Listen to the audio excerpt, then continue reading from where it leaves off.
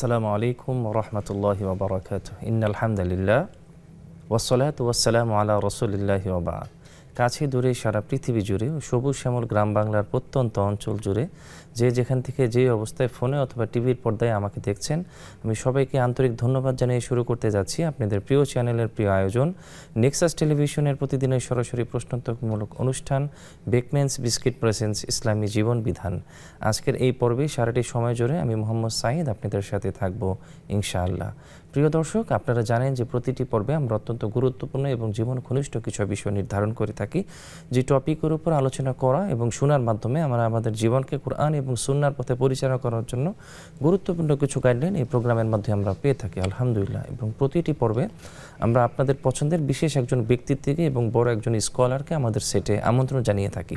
চলুন দেখে নেওয়া যাক কে এসেছেন আজকে আমাদের এই সেটে বিশেষ অতিথি হয়ে। জি প্রিয় দর্শক, আজকে আমাদের সেটে উপস্থিত হয়েছেন জননন্দিত আলেমে দ্বীন, তরুণ বিতক্ত ইসলামিক স্কলার, আমাদের সবার পছন্দের অত্যন্ত শ্রদ্ধাভাজন ব্যক্তিত্ব এবং সুপরিচিত আলোচক হাজী মফিজুর রহমান ট্রাস্ট কেন্দ্রীয় জামে মসজিদের সম্মানিত খতিব ফদিলাতুল উস্তাদ আর শেখ মোহতারাম গাজী সানাউল্লাহ রহমানী হাফিজাহুল্লাহ। আসসালামু আলাইকুম ওয়া রাহমাতুল্লাহি ওয়া বারাকাতুহু। ওয়া আলাইকুম আসসালাম ওয়া রাহমাতুল্লাহি ওয়া বারাকাতুহু। উস্তাদ কেমন আছেন আপনি?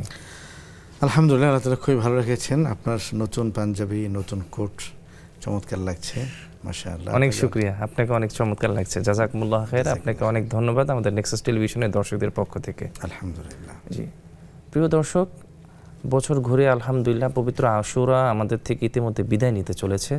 যে আশুরা কি আমাদের মাধ্যমে যে গতানুগতিকভাবে আসলো আর গেল, বিষয়টা কি শুধু এরকম, অথবা আশুরার মাধ্যমে আমরা আসলে কি মেসেজ পেতে পারি? আশুরা আমাদেরকে বছর ঘুরে এসে কি শিক্ষা দিল? আশুরার আলোয় কিভাবে আমাদের নিজেদের জীবনকে আলোকিত করতে পারি? আশুরার শিক্ষায় নিজেদের জীবনটাকে কিভাবে সুন্দর করতে পারি? সেই টপিকের উপর আজকে ইনশাআল্লাহ আমরা মোহতারাম শাইখের কাছ থেকে আলোচনা শুনবো। আপনারা চাইলে আমাদেরকে স্ক্রিনে দেওয়া নাম্বারে ফোন করতে পারেন, মেসেজ অথবা কমেন্ট করতে পারেন নেক্সাস টেলিভিশনের ইসলামিক পেজে। জি মোহতারাম শাইখ, ইতিমধ্যে আপনি অবগত হয়েছেন যে আজকে আমরা ইনশাআল্লাহ যে টপিকের উপর আলোচনা শুনবো আপনার কাছ থেকে, যে আশুরার শিক্ষা কি। তো দর্শক মাধ্যমে আমি আপনাদের কাছে সর্বপ্রথম যে প্রশ্নটি রাখতে চাই সেটা হচ্ছে, আশুরা এসে আমাদেরকে কি শিক্ষা দিয়ে গেল? আলহামদুলিল্লাহি রাব্বিল আলামিন ওয়াসসালাতু ওয়াসসালামু আলা রাসূলিহিল আমিন ওয়া আলা আলিহি ওয়া আসহাবিহি আজমাইন ওয়া মান তাবিআহুম বিহিসানিন ওয়া ঈমানিন ইলা ইয়াউমিদ্দিন। আলহামদুলিল্লাহ। প্রিয় দর্শক, আশুরা আজকে মুহররম মাসের 11 তারিখ। গতকাল কি ছিল আমাদের মুহররম মাসের 10 তারিখ, যেটিকে আমরা আশুরা বলি। আজকেও অনেকে রোজা আছেন, গতকালকে সবাই রোজা ছিলেন। কেউ 9 এবং 10 তারিখ রেখেছেন, কেউ 10 এবং 11 তারিখ রেখেছেন। আশুরার প্রকৃত পরিচয় কি, এটা জানতে হলে আমাদের অবগত হতে হবে মুহররমটা আসলে কি। আমি মনে করি একটা বড় অংশের ধারণা যে আশুরার সূচনা হলো হযরতে হোসাইনের শাহাদাতের মাধ্যমে। এটা আসলে ভুল। আশুরার 3টা অবস্থা। একটা হলো রাসূল করিম সাল্লাল্লাহু আলাইহি ওয়াসাল্লাম পৃথিবীতে আসার আগের আশুরা, নবীজির আগমনের আগের আশুরা, বিফোর প্রফেট সাল্লাল্লাহু আলাইহি ওয়াসাল্লাম, নবীজির আগের। আরেকটা হলো নবীজি সাল্লাল্লাহু আলাইহি ওয়াসাল্লাম যখন ছিলেন তখনকার আশুরা। সে সময় আশুরা আবার 2 রকমের, একটা হলো মক্কায়, একটা মদিনায়। নবীজির মক্কার আশুরার বর্ণনা আমরা পাই আম্মা জান আয়েশা সিদ্দিকা রাদিয়াল্লাহু তাআলা আনহা, তিনি বর্ণনা করেছেন যে নবীজি আমরা যখন মক্কায় ছিলাম তখন 10 তারিখটা এটা ইহুদিরা উদযাপন করত আড়ম্বরতার সাথে। রাসূলুল্লাহ সাল্লাল্লাহু আলাইহি ওয়াসাল্লাম যখন মদিনায় এলেন তখন আশুরা কেমন ছিল এটা আমরা হাদিসে দেখি। আল্লাহ রাসূল জিজ্ঞেস করলেন যে এই দিনে দেখলেন ইহুদিরা রোজা রাখছেন। রাসূল বললেন তোমরা কেন রোজা রাখছো? তারা বলে ইয়া রাসূলুল্লাহ, এই দিনটা হলো আমাদের মুক্তির দিন। ফেরাউনের হাত থেকে আল্লাহ রাব্বুল আলামিন বনি ইসরাইল জাতিকে দিনে মুক্তি দান করেছেন। তখন রাসূল করিম সাল্লাল্লাহু আলাইহি ওয়াসাল্লাম বলেন যে নাহানু আহাক্কু বি মূসা, যে নবী মূসাকে ভালোবাসার অধিক হকদার আমরা। এজন্য রাসূলুল্লাহ সাল্লাল্লাহু আলাইহি ওয়াসাল্লাম আশুরার রোজা রাখার নির্দেশ প্রদান করলেন। নবীজি পৃথিবীতে আগমনের আগেও আশুরার রোজা ছিল। রাসূলুল্লাহ সাল্লাল্লাহু আলাইহি ওয়াসাল্লাম দুনিয়া থেকে চলে গেলেন, এরপরে আশুরার একটি ঘটনা ঘটল 61 হিজরিতে। আল্লাহ রাসূলের ইন্তেকালের 50 বছর পরে ইরাকের কারবালার প্রান্তরে মর্মান্তিক এবং ভয়াবহতম হত্যাযজ্ঞ যেটা হয়েছে সেটা হলো হযরত হোসাইন ইবনে আলী ইবনে আবি তালিব রাদিয়াল্লাহু তাআলা আনহু, রাদিয়াল্লাহু আনহু। তার নির্মম হত্যা এবং তার মহান শাহাদাত। এজন্য প্রথম কথা হলো আশুরার 3টা অবস্থা আমরা পেলাম। নবীজির আগমনের আগের আশুরা, আশুরার এই দিনটিতে আল্লাহ রাব্বুল আলামিন পৃথিবীর 2টি ঐতিহাসিক ঘটনা ঘটিয়েছে। একটা হলো হযরতে নূহ আলাইহিস সালাতু ওয়াস সালাম, তার জাতিকে আল্লাহ তাআলা এই আশুরার দিনে মুক্তি দান করেছেন প্রলয়ঙ্করী জলোচ্ছ্বাস থেকে। নূহ আলাইহিস ইসলামের কথা তাফসীরের কিতাবে এসছে, তিনি 950 বছর মানুষকে ইসলামের ত্যাগে আহ্বান করেছেন। সুবহানাল্লাহ। এবং কেমনটা করে সেটা কোরআনের কারীমে আল্লাহ তাআলা বর্ণনা করেছেন, রব্বি দাউতু রব্বি, হে রব আমি আপনার প্রতি মানুষকে আহ্বান করছি, দাউতু কওমি লাইলা ওয়া নাহারা, আমি দিন এবং রাতে আমার কওমকে আপনার দিকে আহ্বান করেছি। লাভ হয়েছে কি, দিন রাতে 950 বছর দাওয়াত দেওয়ার পরেও মুসলমান হয়েছেন, আল্লাহ বিশ্বাসী হয়েছেন মাত্র 70 জন মানুষ। জি। হযরত নূহ আলাইহিস সালামের 4 ছেলে, হাম, সাম, ইয়াফেস 3 জন, আরেকজন ছিল যে মুসলমান হয়নি, এক ছেলে সে মুসলমান হয়নি। তাকে নিয়ে অনেক লম্বা ঘটনা আছে। নূহ আলাইহিস সালাম তাকে আহ্বান করেছেন, তুমি মুসলমান হও, আল্লাহ বিশ্বাস করো, নয়তো প্রলয়ঙ্করী জলোচ্ছ্বাস আসছে, ডুবে যাবে। সে বলেছে আমি অনেক লম্বা আছে, আমি ডুববো না। বললো যে না, পানি সব কিছুকে ছেয়ে ফেলবে, সব কিছু ডুবে যাবে। সে বলল যে আমি সাঁতার জানি। যাই হোক, আল্লাহ রাব্বুল আলামিন হযরত নূহ আলাইহিস সালামের এই অকৃতজ্ঞ কওমকে পানির আযাব দিলেন। বৃষ্টি নামলো আকাশ থেকে, জমিনের নিচ থেকে পানির উদ্গীরণ হলো। এই বৃষ্টি মানে হলো লাইসাল মাতর কাল ইয়াউম, এখন যেমন পানি আসে, বৃষ্টি নামে আকাশ থেকে, স্বাভাবিক বৃষ্টি এমন নয়। কাতারাতুন কাল জিবাল, এক একটা কাতারা ছিল, ফোঁটা ছিল পাহাড়ের মতো, বিশাল আকার। আমরা দেখি শিলা বৃষ্টি হলে সাইজ একটু বড় হলে মুশকিল। যদি ধরেন এক একটা শিলা বৃষ্টির সাইজ হয় আধা কেজি পরিমাণ, তাহলে তো মুশকিল, গাড়ি গ্লাস ভেঙে যাবে। জি। তো সেই সময়ের বৃষ্টি ছিল এর চেয়ে ভয়াবহ। তো এই জন্য এই দিনটিতে, আশুরার দিনটিতে আল্লাহ রাব্বুল আলামিন হযরতে নূহ আলাইহিস সালামের তার জাতিকে এই মহাপ্রলয়ঙ্করী জলোচ্ছ্বাস থেকে মুক্তি দিলেন। তাহলে দুটো ঘটনা আমরা পেলাম, নূহ আলাইহিস সালামের জাতিকে মুক্তি দিলেন এবং বনি ইসরাঈলের এই কওমকে, যারা দীর্ঘদিন পর্যন্ত কওমে ফেরাউনের মাধ্যমে নির্যাতিত, নিপীড়িত, নিষ্পেষিত হয়ে আসছিল, তাদের হাত থেকে আল্লাহ তাআলা আশুরার এই 10 মুহররম আল্লাহ তাআলা মুক্তি দিলেন। হযরত মূসা আলাইহিস সালাম তার কওমকে বলেন, ইয়া বনি ইসরাঈল, হে আমার কওম, চলো আমরা ফেরাউনের হাত থেকে বাঁচার জন্য সামনের দিকে আগাই। হযরত মূসা আলাইহিস সালামের উম্মতরা কথা বেশি বলতো, বনি ইসরাঈল প্রশ্ন বেশি করে। তাদের অবস্থানটা ছিল বাংলাদেশের মতো। বাংলাদেশে যেমন কি বলে, 3 দিকেই ভারত, একদিকে সমুদ্র। মূসা আলাইহিস সালামের কওম বলে যে আমরা কোথায় যাব? তিনি বললেন চলো আমার সাথে। তারা বলল যে আমরা কি ফেরাউনের হাত থেকে মুক্তি পেতে পারবো? তার তো অসংখ্য সৈন্য, লোকলস্কর। হযরত মূসা আলাইহিস সালাম যেটা বললেন যে ইন্না রব্বি সায়াহদিন, তোমরা আল্লাহর প্রতি আস্থা রাখো। ইন্না রব্বি, নিশ্চয় আমার প্রভু। একাধিক রকম এসছে, ইন্না রব্বি মাইয়া, তিনি আমার রব আমার সাথে আছেন। মাইয়া রব্বি সাইহাদিন, আমার প্রভু আমার সাথে আছেন।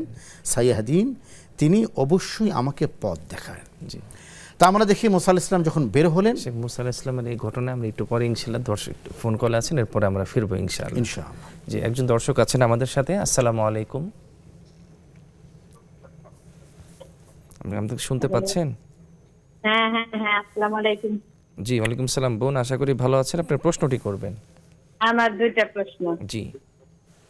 আমি যদি গোসল করার সময় ওযু করে গোসল করি, শরীর কচলে সাবান দিয়ে, সেই ক্ষেত্রে ওই ওযুতে কি আমি নামাজ পড়তে পারব? পরে কি আবার গোসল শেষে আলাদা করে পাও ধুতে হবে, না ওই গোসলের পানির পাও? জি বোন, জি জি জি জি। আর একটা প্রশ্ন হলো, এই যে এই কাজা নামাজ, আমার অনেক বছরের কাজা নামাজ, এগুলা অনেকেই বলে কাজা নামাজ আদায় করতে হবে, আবার অনেকেই বলে যে নফল নামাজ বেশি বেশি করে পড়ে। জি, আমি কি করলে থেকে আগে তো এত বুঝি নাই, আমার একটু ভালো করে নফল আমি বুঝতে পেরেছি। জি। আর আছে আমি মাঝে মাঝে ওই কাজা ফরজ গুলাই পড়ি, মাঝে মাঝে আবার না পড়লে কি কোনো সমস্যা হবে কিনে? জি, গুনাহ হবে কিনে? একটা নাই পড়তে হবে ওই কাজা।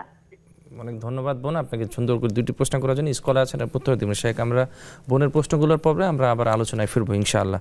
বোন আমাদেরকে আসলে যে দুইটি প্রশ্ন করেছিলেন সেটা হচ্ছে উনি যদি গোসল করার পূর্বে অজু করে, এর পরবর্তী কি উনি যখন গোসল করবে, গোসল করার পরে কি আবার অজু করতে হবে কিনা, এটা একটু উনি জানতে চাচ্ছেন। আমার বোন আপনাকে ধন্যবাদ। প্রথম বিষয় হলো গোসলের 3 ফরজ: কুলি করা, নাকে পানি দেওয়া, সমস্ত শরীর ধৌত করা। আপনি যদি এই 3টি ফরজ মেনটেন করেন তাহলে আপনার এই গোসলের পর আর অজু করতে হবে না। আর যদি এমনটি হয় যে আপনি গোসল করেছেন, শাওয়ার নিয়েছেন, কিন্তু আপনি কুলি করেননি, নাকে পানি দেননি, তাহলে আপনি গোসলের পরে আলাদা করে কুলি করে নেবেন এবং নাকে পানি দিবেন। দ্বিতীয় প্রশ্ন হলো, আপনি যেটা প্রশ্ন করেছেন যে পা আলাদা করে ধুতে হবে কিনা। আমরা যে জায়গাটা দাঁড়িয়ে গোসল করি ওখানে এমন যদি হয় যে পানিটা জমে থাকে পায়ের এখানে, তাহলে আলাদা করে পরে পরিষ্কার পানি দিয়ে পা ধৌত করতে হবে। পানি 3 প্রকার। একটা হলো এমন পানি যেটা পবিত্র, একটা হলো এমন পানি যেটা ব্যবহৃত, যেটাকে মায় মুস্তামাল বলা হয়, একটা এমন পানি যেটা নাপাক। তো আপনার পায়ে যে পানিটা পড়ছে এটা তো ব্যবহৃত, মায় মুস্তামাল, মাথার পানি, গায়ের পানি, শরীরের পানি পড়ছে, ব্যবহৃত পানি। তো এমন যদি হয় যে আপনি গোসল করার পরে আপনার পায়ের এখানে পানি জমে না, তাহলে আপনার পা আলাদা করে ধুতে হবে না। কিন্তু অনেক সময় হয় যে আমরা কলের পাড়ে গোসল করি বা যেখানে গোসল করছি সেই জায়গাটা একটু ব্যারিকেড দেওয়া, ওখানে পানি জমে থাকছে, তাহলে আপনাকে নতুন করে পা ধুইতে হবে। যদি আপনি এই 3টি বিধান গোসলের ফরজ রাসূলুল্লাহ সাল্লাল্লাহু আলাইহি ওয়াসাল্লাম যেভাবে গোসল করতে বলেছেন এটা করেন, তাহলে আপনার পরে গোসলের পর আর অতিরিক্ত ওযু করতে হবে না। জি শেখ, আরেকটি দর্শক ফোন কল আছে আমাদের সাথে। কে আছেন আমাদের সাথে? আসসালামু আলাইকুম। ওয়ালাইকুম আসসালাম ওয়া রাহমাতুল্লাহি ওয়া বারাকাতুহু। আসসালামু আলাইকুম। ওয়া আলাইকুম সালাম। জি বোন, আশা করি আপনি ভালো আছেন। কোথা থেকে বলছেন এবং আপনার প্রশ্নটি করবেন? আমি ময়মনসিংহ থেকে বলছি। জি আপনার প্রশ্নটি করবেন। জি আমার প্রথম প্রশ্ন হচ্ছে হযরত হুসাইন রাদিয়াল্লাহু আনহুর মৃত্যুর ঘটনা, কারবালার ঘটনা আমরা অনেক পড়েছি এবং আপনাদের মাধ্যমে অনেক কিছু শিখেছি। জি কিন্তু হযরত হাসান রাদিয়াল্লাহু আনহুর ঘটনা কেন বর্ণনা করা হয় না? জি জি জি দ্বিতীয় প্রশ্ন হচ্ছে হুজুর, আমাদের এলাকায় একজন হিন্দু লোক দুধ বিক্রি করে, তার কাছ থেকে কিনে আমরা দুধ খাইতে পারবো কিনা? জি। তৃতীয় প্রশ্ন হচ্ছে হুজুর, আমার সন্তানেরা তো মায়ের বুকের দুধ 2.5 বছর, মেয়েরা ছেলেরা 2 বছর খাওয়ানো হাদিসের কথা। এখন যারা 4 বছর 5 বছর পর্যন্ত মায়ের বুকের দুধ সন্তানদেরকে খাওয়ায়, তাদের হাদিসে কি বলে, কি আছে জানার জন্য। জি অনেক ধন্যবাদ বোন, আপনাকে চমৎকার করে 3টি প্রশ্ন করেছেন। ইনশাআল্লাহ স্কলার আছে, আপনার উত্তর দিবেন ইনশাআল্লাহ। প্রিয় দর্শক, খুব চমৎকারভাবে শাহেখ আপনাদের প্রশ্নগুলোর উত্তর দিচ্ছেন আলহামদুলিল্লাহ। এরই মাঝে আমাদের সময় হয়ে গেলে একটু বিরতিতে যাবার, ফিরছি আমরা কিছুক্ষণ পরে, ততক্ষণ আমাদের সাথেই থাকুন।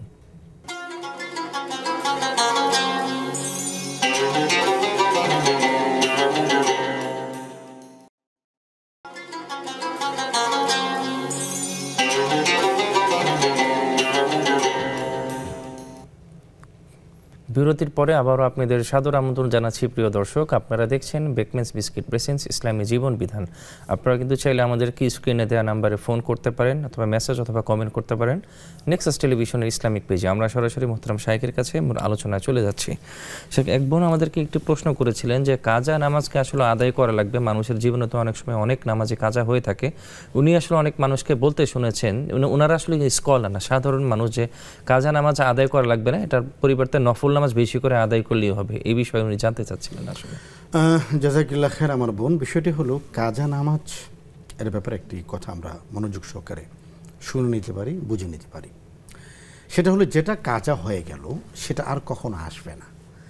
ধরুন আজকে ফজরের সালাত কেউ পড়তে পারেননি, ফজরের নামাজ কেউ ঘুমিয়েছিলেন, তার কাজা হয়ে গিয়েছে, কিয়ামত পর্যন্ত আজকের ফজরটা আর আসবে না, নিঃসন্দেহে আদার হবে না। জি। তো তিনি কি করবেন? তিনি কাজা আদায় করবেন। কাজা আদায় নিয়ে ওলামায়ে কেরামের মধ্যে 2টো অভিমত। ফোকাহায়ে কেরাম যারা ইসলামী আইন শাস্ত্র নিয়ে গবেষণা করেন, একটা অভিমত হলো যে তিনি কাজা আদায় করবেন। যখন মনে হলো, ঘুম থেকে যখন জাগলেন, কাজা আদায় করে ফেললেন। আরেকটা বক্তব্য হলো যে যেহেতু ওই সময়টার ফিরে আসছে না, সুতরাং তিনি কাজা আদায় করবেন না, তিনি অধিক পরিমাণে সুন্নাহ এবং নফল নামাজ পড়বেন। জি। হাদিসের মধ্যে এসে রাসূল করিম সাল্লাল্লাহু আলাইহি ওয়াসাল্লাম বলেছেন যে যখন বান্দার ফরজের মধ্যে ঘাটতি আসবে তখন আল্লাহ রাব্বুল আলামিন সুন্নাহ এবং নফল থেকে নিয়ে ফরজের সেই ঘাটতিটা পূরণ করবেন। তো এতে করে আসলে বোঝা যায় যে ওলামা ইকরামের ও দুটো অভিমতই আমরা গ্রহণ করতে পারি। একটি হলো আপনি পরবর্তী যে 4 রাকাত পড়ছেন এটা আপনি কাজার নিয়তে পড়লেন, এটা হানাফি মাযহাবের ফতোয়া যে আপনি কাজা আদায় করে নেবেন। অন্য অন্য ওলামা ইকরাম কেউ কেউ বলেছেন যে আপনি নফল নামাজ বেশি করে বাড়িয়ে পড়বেন, যাতে করে আপনার যে ঘাটতিটা হলো সেই ঘাটতিটা আল্লাহ তাআলা এখান থেকে নিয়ে পূরণ করতে পারেন। তো এই দুটি অভিমত আছে। হানাফি মাযহাবের অভিমত হলো আপনি কাজা পড়বেন, অন্যান্য স্কলারদের অভিমত হলো আপনি নফল বাড়িয়ে পড়বেন। কোনো সমস্যা নেই, আপনি যে কোনো একটি অনুসরণ করতে পারেন। জি, অনেক শুকরিয়া শেখ আপনাকে চমৎকার করে উত্তর দেওয়ার জন্য। একজন দর্শক আছেন আমাদের সাথে। আসসালামু আলাইকুম। ওয়ালাইকুম আসসালাম। জি বোন, আশা করি ভালো আছেন। জি, আপনার প্রশ্নটি করবেন। আলহামদুলিল্লাহ। আমি শামীমা আক্তার নাটোর থেকে বলতেছি। জি জি, আমার দুইটা প্রশ্ন। জি, প্রথম প্রশ্ন হলো কারবালা অর্থ কি? জি। আর দ্বিতীয় প্রশ্ন, আমাদের নামাজ পড়তে বসি, নামাজের মধ্যে অনেক সময় হাসি আসে, সেখানে আলহামদুলিল্লাহ বলতে হবে কিনা? জি জীবন। জি, অনেক ধন্যবাদ আপনাকে চমৎকার করে দুইটি প্রশ্ন করার জন্য। সেকে এক বোন আমাদের কাছে একটি প্রশ্ন করেছিলেন যে কারবালার যে ঘটনা আমাদেরকে সম্মানিত স্কলাররা বিভিন্ন সময় ওনারা আলোচনা করে থাকেন, তো হোসেন রাদিয়াল্লাহু তাআলা আনহুর ঘটনা এটা সবাই সবসময় এটা আলোকপাত করেন, এটা আমরা সবাই জানি, কিন্তু হাসান রাদিয়াল্লাহু তাআলা আনহু ওনার ঘটনা কেন বলা হয় না? আমার মনে অভিযোগটা মনে হয় উচিত নয়। হযরতে হাসান রাদিয়াল্লাহু তাআলা আনহু এবং হোসেন রাদিয়াল্লাহু তাআলা আনহু দুজনেই আমাদের কলিজার টুকরা। রাসূল করিম সাল্লাল্লাহু আলাইহি ওয়াসাল্লামের দুজনেই কলিজার সন্তান, তারা দুজনেই নবীজির বংশধর, আহলে বাইতের অন্যতম অংশ। দুজনেই জান্নাতের সর্দার। আল হাসান হুসাইন সাইয়্যিদা শাবাবি আহলিল জান্নাহ, জান্নাতের সর্দার। আল্লাহ যেন তৌফিক দান করেন আমরা যেন হযরত হাসান এবং হুসাইন ওনাদের নেতৃত্বে জান্নাতের সবুজ মশাল হাতে জান্নাতে যেতে পারি। আল্লাহুম্মা আমিন। হযরত হুসাইন রাদিয়াল্লাহু তাআলা আনহুর মৃত্যুর অত্যন্ত মর্মান্তিক। 61 হিজরিতে উনি এবং তার পরিবারবর্গের মানুষেরা যেভাবে নির্মমভাবে তাদের হত্যা করা হয়েছে, তারা শহীদ হয়েছেন, এটা পৃথিবীর সমস্ত মুসলমানদের জন্য একেবারে অল্পটুকু ইমানও আছে, সরিষা দানা পরিমাণ ইমানও আছে, এই মানুষের জন্য এই ঘটনা সহ্য করার মতো নয়। এই কারণে এই বেদনা বিধুর ঘটনাটি আমাদের মাঝে আলোচিত হয়, মুহররম আসলে আলোচিত হয়, আশুরা আসলে আলোচিত হয়। হযরত হাসান রাদিয়াল্লাহু তাআলা আনহু তিনি ছিলেন ইসলামের ৫ম খলিফা। প্রথম খলিফা হযরত আবু বকর রাদিয়াল্লাহু তাআলা আনহু, দ্বিতীয় খলিফা হযরত ওমর রাদিয়াল্লাহু তাআলা আনহু, তৃতীয় খলিফা হযরত ওসমান রাদিয়াল্লাহু তাআলা আনহু, চতুর্থ খলিফা হযরত আলী রাদিয়াল্লাহু তাআলা আনহু। হযরত আলী রাদিয়াল্লাহু তাআলা আনহুর ইন্তেকালের পরে হযরত হাসান রাদিয়াল্লাহু তাআলা আনহু তিনি খলিফা ছিলেন 6 মাস।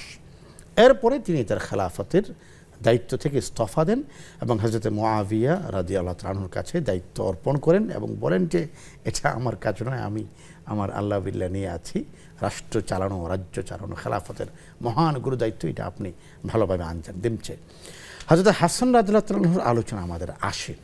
ওনার ইন্তেকাল কীভাবে, এটি নিয়ে ইতিহাসে একাধিক বক্তব্য পাওয়া যায়। কেউ বলেছেন স্বাভাবিক মৃত্যু, কেউ কেউ বলেছেন যে না, বিষ প্রয়োগে তাকে হত্যা করা হয়েছে, তিনিও শহীদ হয়েছেন।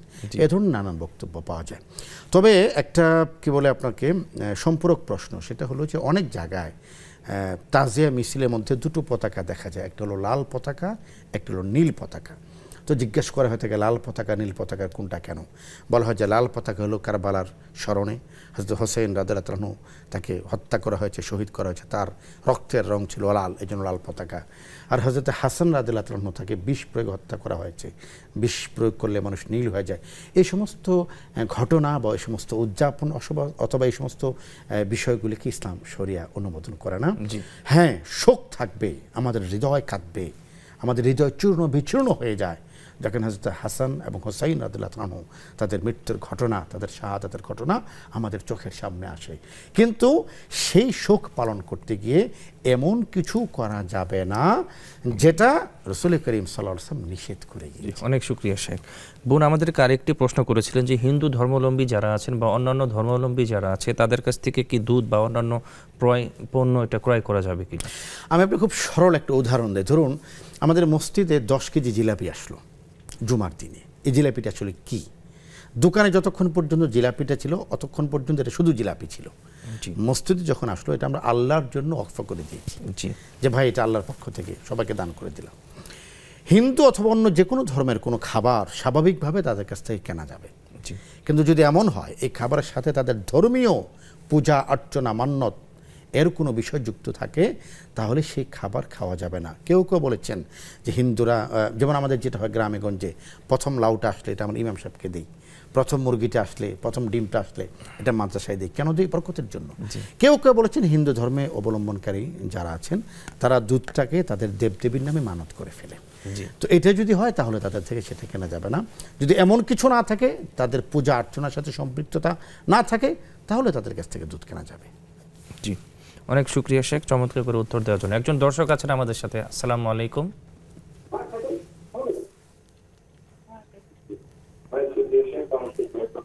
জি, শুনতে পাচ্ছেন? জি বোন, আপনার প্রশ্নটি করবেন। জি, ওয়ালাইকুম সালাম। জি বোন, আশা করি ভালো আছেন, আপনার প্রশ্নটি করবেন। আমার প্রশ্ন হচ্ছে, আমি হচ্ছে নামাজে মানে টেলিভিশনের বোন, আপনার টেলিভিশনের সাউন্ড একটু কমিয়ে আপনি একটু প্রশ্নটি করবেন প্লিজ, অথবা একটু দূরে যেয়ে প্রশ্ন করবেন। নামাজে কাজা মানে ফজরের নামাজ বেলা ওঠার সময় জি হচ্ছে যদি কয়েক মিনিট আগ থাকে, তো আমি তখন কি ফরজ নামাজটা আদায় করতে পারবো সুন্নাত না পড়ে? জি জি, আপনার প্রশ্নটা আমি বুঝতে পেরেছি। আর একটা প্রশ্ন হচ্ছে, ভেজা চুল, মানে আমি যদি ভেজা চুল খোলা রেখে নামাজ পড়ি, তো এটা কি করতে পারবো? জি জি, অনেক ধন্যবাদ আপনাকে চমৎকার করে দুইটি প্রশ্ন করার জন্য।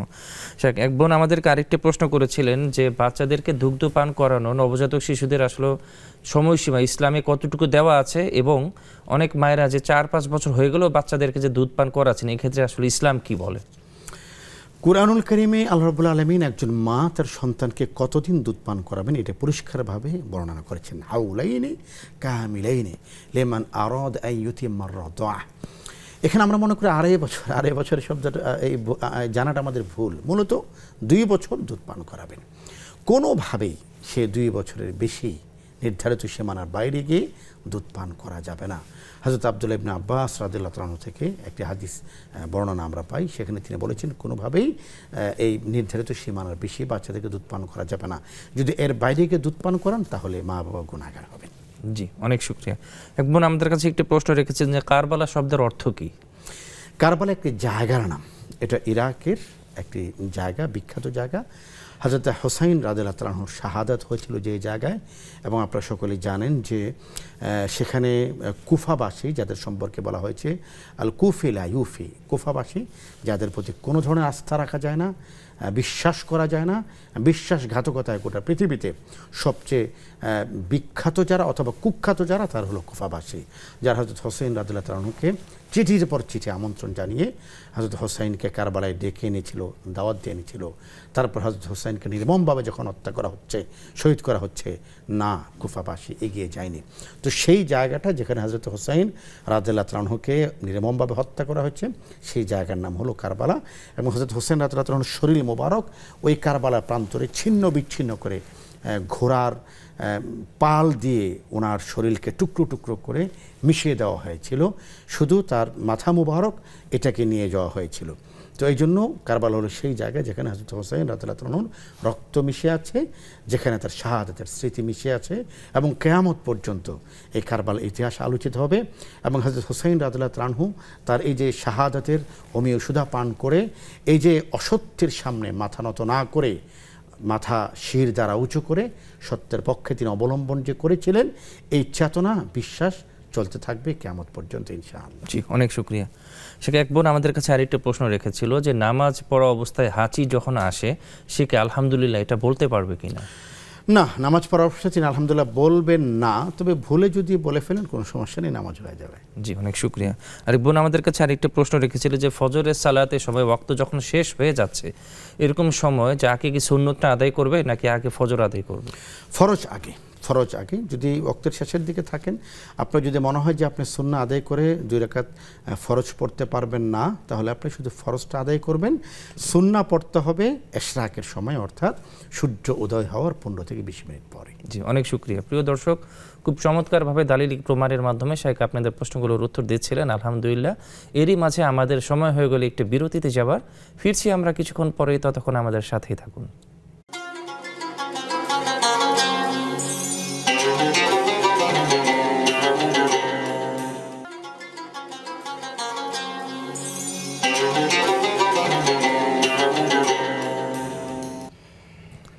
বিরতির পরে আবারও আপনাদের সাদর আমন্ত্রণ জানাচ্ছি। প্রিয় দর্শক, আপনারা দেখছেন বেকমেন্স বিস্কিট প্রেজেন্টস ইসলামী জীবন বিধান। আমরা সরাসরি মোহতারাম শাইখের কাছে প্রশ্নোত্তর পর্বে চলে যাচ্ছি। শাইখ, এক বোন আমাদের কাছে একটি প্রশ্ন রেখেছিলেন যে ভিজা চুলে কি নামাজ পড়া যাবে কিনা? ধন্যবাদ বোন। চুল ভেজা এবং শুকনার সাথে কোনো বিষয় নেই, চুল ঢেকে রাখতে হবে নামাজের সময়, এটা হলো বিষয়। নামাজের সময় যেন নারীর সমস্ত অঙ্গ প্রত্যঙ্গ ঢাকা থাকেন, শুধুমাত্র 3টি জিনিস ছাড়া। একটি হলো তার চেহারা। চেহারা কাকে বলে? চুলের গোড়া থেকে নিয়ে থুতনির নিচ পর্যন্ত, এক কানের লতি থেকে নিয়ে আরেক কানের লতি পর্যন্ত। লক্ষণীয় বিষয় হলো, আমার সম্মানিত বোন মা যারা দেখছেন, কান কিন্তু ঢেকে রাখতে হবে। 2 নম্বর হলো হাতের কবজি থেকে নিয়ে বাকি অংশটুকু খোলা থাকবে, পায়ের গোড়ালি থেকে নিয়ে নিচের অংশটুকু খোলা থাকবে। তো 2 পা, 2 হাত এবং চেহারা, এই 5 অঙ্গের বাহিরে অন্য কোনো অঙ্গ খোলা থাকলে আমাদের বোনদের নামাজ হবে না। তো এই জন্য চুলের প্রশ্নটা আসলে চুল শুকনা থাকলো না ভিজা থাকলো এটা গুরুত্বপূর্ণ নয়। গুরুত্বপূর্ণ হলো চুল যেন খোলা না থাকে। আমরা অনেক বোনদেরকে দেখি তারা ওড়না পরে নামাজ পড়েন, চুলে একটা বড় অংশ ওড়নার বাইরে খোলা থাকে, এটা উচিত নয়, নামাজ হবে না। জি, শেখ, আশুরার শিক্ষার ব্যাপারে মুসা আলাইহিস সালামের যে ঘটনা আপনি বলছিলেন আমাদেরকে। দেখুন, আশুরার দিনটা হলো ইয়াউমুন নাজাহ, মুক্তির দিন। সুবহানাল্লাহ। তাহলে আমরা কি করতে পারি? আমরাও তো জালেম, কখনো কখনো কার উপর জুলুম করেছি? আমি নিজের উপর জুলুম করেছি। আল্লাহুম্মা ইন্নী যালামতু নাফসি যুলমান কাসীরা ওয়া লা ইয়াগফিরুয যুনুবা ইল্লা আনতা ফাগফির লি মাগফিরাতাম মিন ইনদিকা ওয়ারহামনি ইন্নাকা আনতাল গফুরুর রহিম। ফেরাউন জুলুম করেছে বনি ইসরায়েলের উপরে, আমি জুলুম করে যাচ্ছি আমার উপরে। একজন মানুষ সবচেয়ে বড় জালেম তার নিজের উপরে। আমি যদি নামাজে না পড়ি, তাহলে আমি আমাকে শাস্তির জন্য তৈরি করছি। আমি যদি অপরের হক নষ্ট করি, আমি আমাকে শাস্তির জন্য তৈরি করছি। এই যে কোমল শরীর, যে চেহারাকে ভালো রাখার জন্য, শরীরকে হৃষ্টপুষ্ট করার জন্য এত কিছু করা হচ্ছে, এধার কামাল ওধার, ডানের মাল বায়ে, বানের মাল ডানে, সাদা মাল কালো, কালো মাল সাদা, কেন করা হচ্ছে? আমি যেন দিন শেষে একটু ভালো থাকি। কিন্তু যখন আমি এই বিষয়গুলিকে, উপার্জনকে হক এবং হালালের সাথে না করব, তখন আমি আমার গোটা অঙ্গ প্রত্যঙ্গকে শাস্তিযোগ্য করে ফেললাম। কোন শাস্তি? কাল কিয়ামতের বাজারে কঠিন শাস্তি। যে কারণে সূরা ইয়াসিন আল্লাহ তাআলা বলছেন, আমার হাত আমার বিরুদ্ধে কথা বলবে, আমার মুখ আমার বিরুদ্ধে কথা বলবে, আমার পা আমার বিরুদ্ধে কথা বলবে। সেদিন মুখকে বন্ধ করে দেওয়া হবে, তার শরীরের প্রত্যেকটা অঙ্গ প্রত্যঙ্গ তার বিরুদ্ধে সাক্ষ্য দেবে, আল্লাহ আমার প্রতি সে জুলুম করেছে, সে নামাজ পড়েনি, সে রোজা রাখেনি, সে সত্য কথা বলেনি, সে আমানতদার ছিল না, সে খেয়ানত করেছে। আমার অঙ্গ প্রত্যঙ্গ আমার বিরুদ্ধে সাক্ষ্য দিবে। এজন্য আজকে হলো আশুরার দিনটা হলো ইয়াউমুন নাজাহ, মুক্তির দিন। মুসা আলাইহিস সালাতু ওয়াস সালাম এই দিনে তার কওমকে আল্লাহ তাআলা মুক্ত করেছেন। হযরতে নূহ আলাইহিস সালাতু ওয়াস সালাম জলোচ্ছ্বাস থেকে, বন্যা থেকে আল্লাহ তাআলা মুক্তি দান করেছেন। তো আমিও তো পাপাচারের জলোচ্ছ্বাসের মধ্যে ডুবে আছি, আমিও তো পাপের মধ্যে আকুণ্ঠ নিমজ্জিত আছি। আমি এই দিনে আল্লাহর কাছে ক্ষমা চাইব, আল্লাহ আপনি আমাকে ক্ষমা করুন। রাসূল করিম সাল্লাল্লাহু আলাইহি ওয়াসাল্লাম আশুরার দিনের রোজা সম্পর্কে বলেছেন, সিয়ামু ইয়াউমি আশুরা আহতাসিবু আলাল্লাহি আন ইউকাফিরা সানাতা আল্লাতী ক্বাবলাহু। যে ব্যক্তি আশুরা রোজা পালন করবে, পিছনের 1 বছরের সমস্ত গুনাহ আল্লাহ তাআলা তার ক্ষমা করে দিবেন। এতে করে বোঝা যায় সময়টা হলো গুনাহ মাফের। এজন্য আমি যেন আশুরা থেকে এই শিক্ষাটা গ্রহণ করি। আল্লাহ তাআলা যেহেতু ফেরাউনকে পরাজিত করেছেন, আশুরার দিনে আমরা আরো কি কি করতে পারি এবং আশুরার শিক্ষা নিয়ে আমরা কিছু ফোন কলের পরে আবার আপনার কাছে ফিরবো ইনশাআল্লাহ। একজন দর্শক আছে আমাদের সাথে। আসসালামু আলাইকুম। ওয়া আলাইকুম আসসালাম। জি বোন, আপনি আশা করি ভালো আছেন। কোথা থেকে বলছেন এবং আপনার প্রশ্ন? আলহামদুলিল্লাহ, আমি দিনাজপুর থেকে দিলরুবা বলতেছি। জি বোন, আপনার প্রশ্নটি কি? আমার প্রথম প্রশ্ন হলো, আমি একজন চিকিৎসক। জি। আমি যে এই রিপ্রেজেন্টেটিভ গুলা গিফট করে, অনেক সময় যে জিনিসগুলা গিফট করে, ওগুলা আমি গ্রহণ করতে পারবো কিনা? এবং দ্বিতীয় প্রশ্ন হলো, বোন আপনার প্রশ্নটি একটু আরেকবার বলবেন। আপনার প্রথম প্রশ্নটি একটু আরেকবার বলবেন প্লিজ। আমার প্রথম প্রশ্ন, জি জি জি জি, আমি একজন চিকিৎসক। আমি বুঝতে পেরেছি, প্রথম প্রশ্নটা আমি বুঝতে পেরেছি বোন, দ্বিতীয় প্রশ্নটি করবেন। কোম্পানিরা গিফট করে ওগুলো আমি গ্রহণ করতে পারবো কিনা? জি জি বোন, আমি বুঝতে পেরেছি। জি। আর 2 নম্বর প্রশ্ন হলো, আমি উমরে কাজার নামাজ আসরের নামাজের আগে অর্থাৎ 4টার দিকে যদি শুরু করি, আমি ওই টাইমে পড়তে পারবো কিনা উমরে কাজা? জি জি, অনেক ধন্যবাদ বোন আপনাকে চমৎকার করে দুটি প্রশ্ন করার জন্য। শেখ বোন, একজন চিকিৎসক বোন দিনাজপুর থেকে আমাদেরকে ফোন দিয়েছিলেন, উনি 2টি প্রশ্ন করেছেন। সেটি হচ্ছে যে কোম্পানি থেকে, ওষুধ কোম্পানি থেকে বিভিন্ন সময় বিভিন্ন গিফট দিয়ে থাকে, এটা ডক্টরদেরকে দেওয়া হয়ে থাকে, হ্যাঁ এটা কি আসলে উনি গ্রহণ করতে পারবেন কিনা? ধন্যবাদ আমার বোন, আপনার এই ধর্মীয় সচেতনতার জন্য আপনাকে আমি মোবারকবাদ জানাই। প্রথম বিষয় হলো গিফট আপনি নিতে পারবেন, তবে শর্ত আছে। তাহাদু তাহাবু, আল্লাহ রাসূল বলেছেন হাদিয়া দাও মহব্বত বাড়বে। কিন্তু বিষয়টা হলো যে ওষুধ কোম্পানি আপনাকে কেন গিফট দিচ্ছেন? ওষুধ কোম্পানি আপনি গিফট দিচ্ছেন এই কারণে, ধরুন আমার সামনে আমাদের স্পন্সর কোম্পানি ব্যাকম্যানসের একটা মগ আমরা দেখতে পাচ্ছি, এটা ধরুন আমাদের গিফট দেওয়া হয়েছে। কেন দেওয়া হলো? যে আমরা ব্যাকম্যানস বিস্কিট নিবেদিত ইসলামী জীবন বিধানে বসে আছি। তো আপনাকে একটা ওষুধ কোম্পানি যখন গিফট করছে, মোবাইল গিফট করছে, প্রেশার কুকার গিফট করছে, ওভেন গিফট করছে, কেন? শর্ত আছে কিন্তু, সেটা হলো আপনি যেন আপনার প্রেসক্রিপশনে ওদের ওষুধটা আপনি লেখেন। এখন একটা বিষয় হলো যে আপনাকে তো ওষুধ লিখতেই হয়, তো আপনি 10 জনের লিখছেন, এদেরটাও হয়তো লিখতে পারেন, কিন্তু কোনোভাবে যদি তারা আপনাকে ভায়াস্ট করার চেষ্টা করে যে ম্যাডাম আমরা আপনাকে কিন্তু মনে রাখবেন আপনার একটা প্রেশার কুকার কিন্তু আমরা গত মাসে দিয়েছি, এই ধরনের শর্তযুক্ত গিফট নেওয়া যাবে না। ডাক্তাররা আমার চেয়ে ভালো জানবেন, আমি শুধু প্রেশার কুকারের উদাহরণ দিচ্ছি, এটা কখনো গাড়ি এবং ফ্ল্যাটে হয়ে যেতে পারে। মূল বিষয় হলো এই ধরনের কোনো গিফট যদি নেওয়া হয় তাহলে কিন্তু আপনি আসলে এর সাথে একটা প্রতিশ্রুতিতে আবদ্ধ হয়ে গেলেন, এটা কিন্তু ঘুষেরই নামান্তর। তো এই ধরনের গিফট নেওয়া যাবে না। জি বোন, আমাদেরকে ডক্টর উনি আরেকটি প্রশ্ন করেছিলেন যে ওনার ওমরে যে কাজাগুলো আছে, তো কাজা নামাজগুলোকে আসরের নামাজের সময় উনি আদায় করতে পারবেন কি? আসরের নামাজ পড়ার আগ পর্যন্ত আদায় করতে পারবেন। আসরের সালাত যখন আপনি পড়ে ফেললেন, এরপরে মাগরিব পর্যন্ত আর কোনো নামাজ পড়া যাবে না, আসরের আগে আপনি আদায় করতে পারবেন। একজন দর্শক আছেন আমাদের সাথে। আসসালামু আলাইকুম। আসসালামু আলাইকুম ওয়া রাহমাতুল্লাহ। জি ওয়ালাইকুম সালাম। জি ভাইজান, আশা করি ভালো আছেন। থেকে আব্দুল জব্বার বলছি। জি ভাইজান বলেন। হুজুর ভালো লাগতেছে সকালে নাগরিক অনুষ্ঠানে, নাগরিক চ্যানেলে এই স্যার ছিলেন ওলগে উপস্থাপক হিসেবে।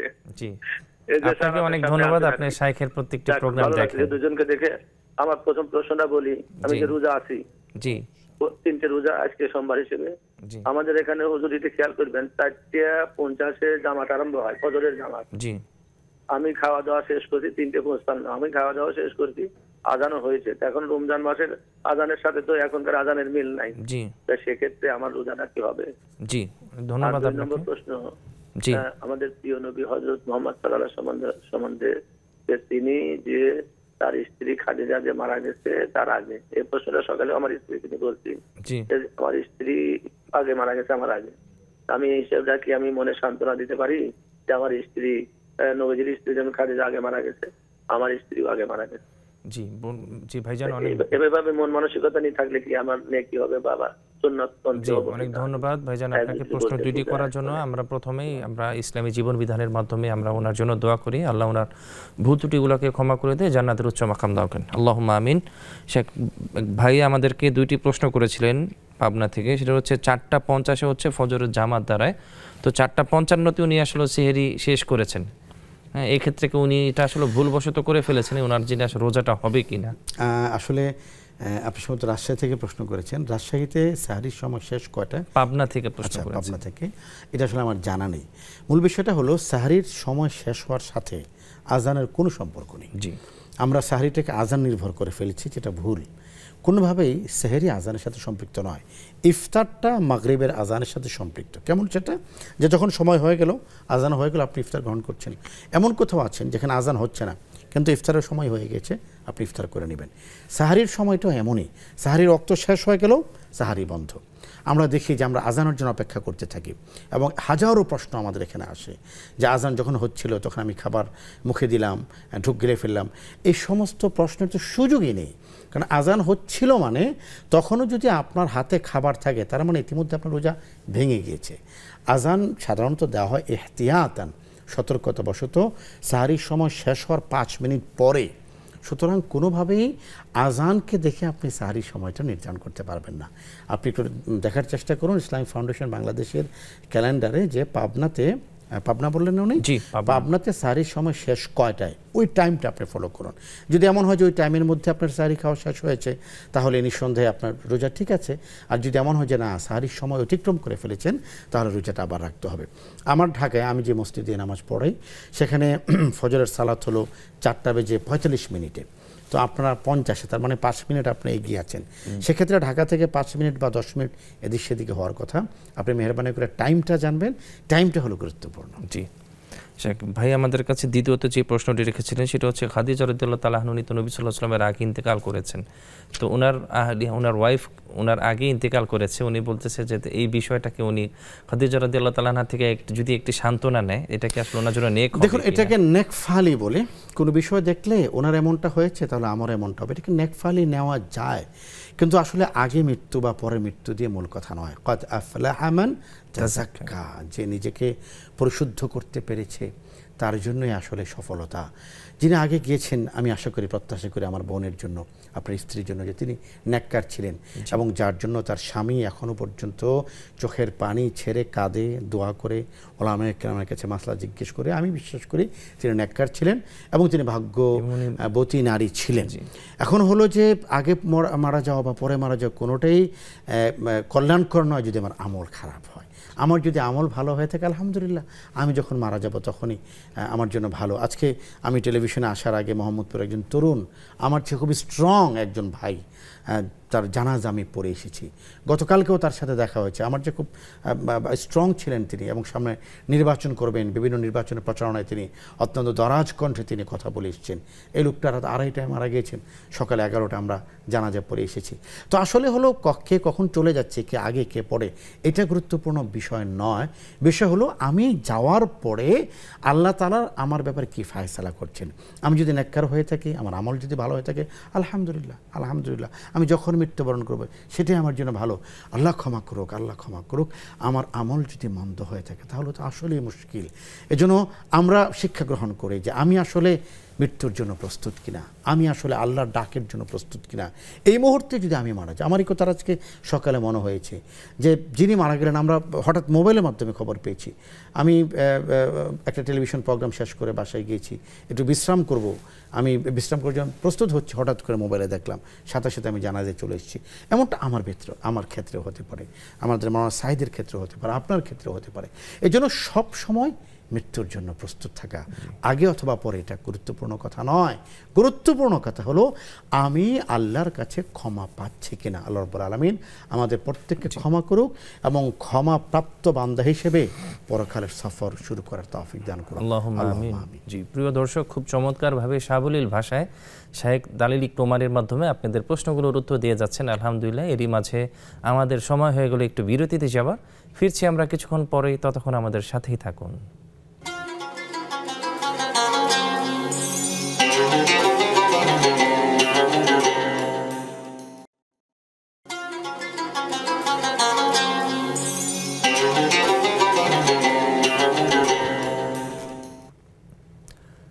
বিরতির পরে আবারও আপনাদের সাদর আমন্ত্রণ জানাচ্ছি। প্রিয় দর্শক, আপনারা দেখছেন বেকমেন্স বিস্কিট প্রেজেন্টস ইসলামী জীবন বিধান।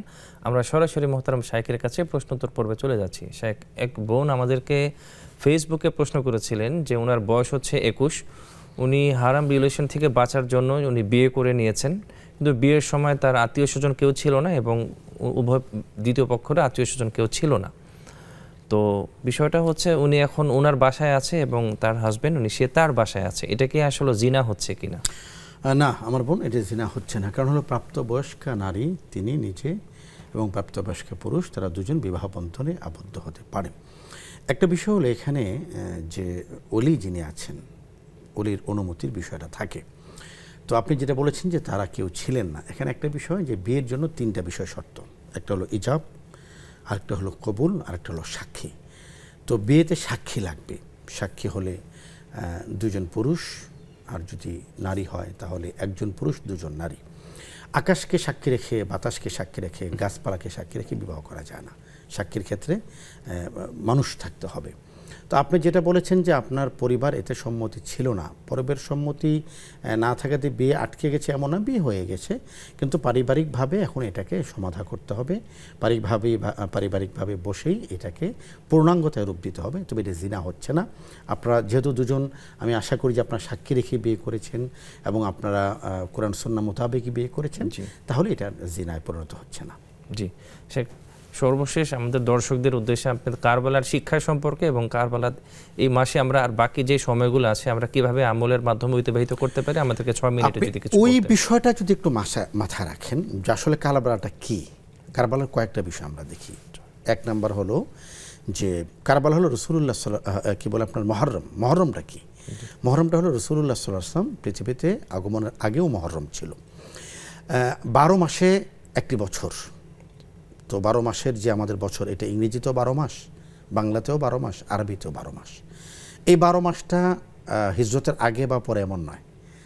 12 মাসটা হলো একেবারে পৃথিবীর সূচনা লগ্ন থেকে। আল্লাহ তাআলা বলেছেন, ইন্না ইদ্দাতি শুহুরি ইনদাল্লাহি 12 শাহরান ফি কিতাবিল্লাহ ইয়াওমা খালাকাস সামাওয়াতি ওয়াল আরদ। আসমান এবং জমিনকে যেদিন থেকে সৃষ্টি করা হয়েছে সেদিন থেকে 12 মাস। তো এই 12 মাসের মধ্যে আমরা একাধিক সন চিনি, খ্রিস্টাব্দ চিনি। 2025 সাল চলছে, তার মানে হলো যীশু খ্রিস্টের 2025 সাল পরে আমরা আছি। আরেকটা হলো বঙ্গাব্দ বাংলা মাস যেটা, আরেকটা হলো হিজরি। সেটা কোনটা?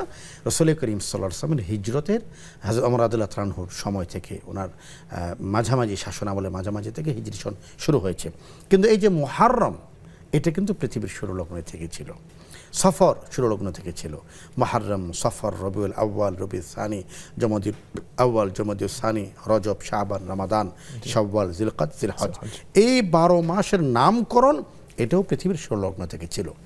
নবীজি বলেছেন শাহরুল্লাহিল মুহররম, এটা হলো আল্লাহর মাস।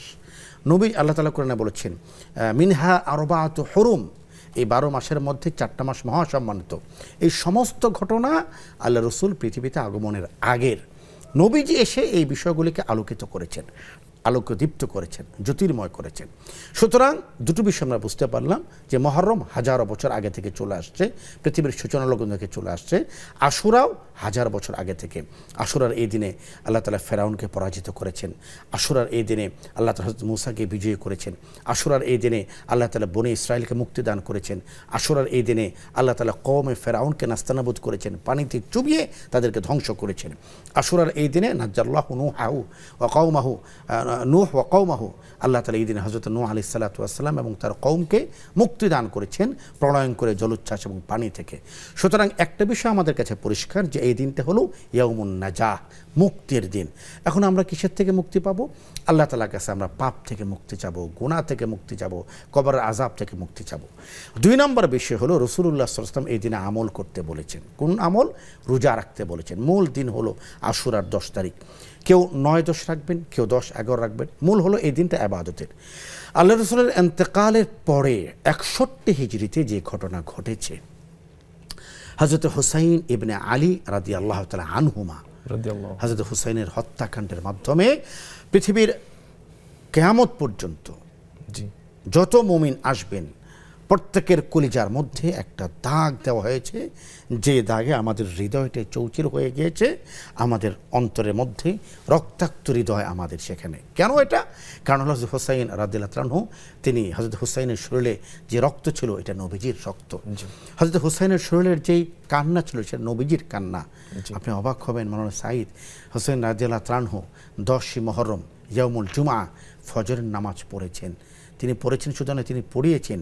এবং সেই জালেমরা যারা হযরত হুসাইনকে হত্যা করেছে তারাও হযরত হুসাইনের পিছনে নামাজ আদায় করেছেন।